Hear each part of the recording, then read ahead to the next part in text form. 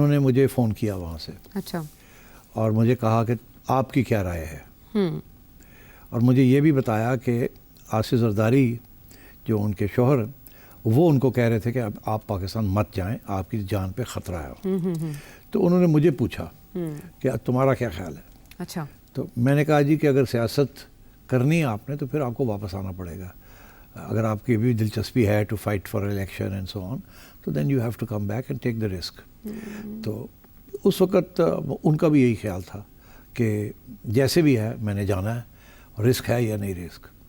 تو اس وقت زرداری صاحب ان کے ساتھ بیٹھے ہوئے تھے نیو یارک میں جب محترمہ نے میرے سے بات کر رہی تھی.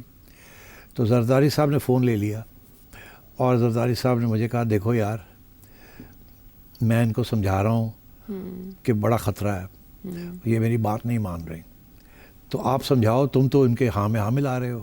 اچھا. تو میں نے کہا جی میری مجبوری ہے، مجھے ایک سوال پوچھا گیا سیاسی طور پہ، اس کا میں نے سیاسی طور پہ جواب دیا ہے. باقی تو فیصلے تو آپ لوگوں کے ہیں، خطرہ تو ہے مگر سیاست میں تو پھر اس قسم کی چیزیں ہوتی ہیں.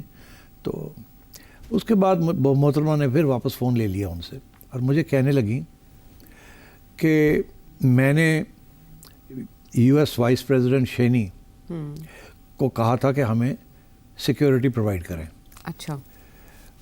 تو انہوں نے کہا ٹھیک ہے ہم سیکیورٹی پرووائڈ کرنے کے لیے تیار ہیں، آپ کو ایک ٹیم دے دیں گے ہم، مگر پہلے ہمیں جنرل مشرف سے اجازت لینی پڑے گی بیکاز ظاہر ہے کہ تو کہنے لگے کہ انہوں نے مشرف سے بات کی اور جنرل مشرف نے کہا نو، وہ 101 دفعہ نہیں جتنی دفعہ مرضی واپس آنا چاہیں آئیں گی، سیکیورٹی ہم پرووائڈ کریں گے، گورنمنٹ پاکستان پرووائڈ کرے گی، ہمیں باہر کی سیکیورٹی کی ضرورت نہیں ہے. اچھا. تو پھر محترمہ نے مجھے بتایا کہ یہ صورت حال ہے، تو پھر اب آصف یہ کہہ رہے ہیں کہ سیکیورٹی جو ہے پھر وہ ہم خود اپنی پرووائڈ کریں گے.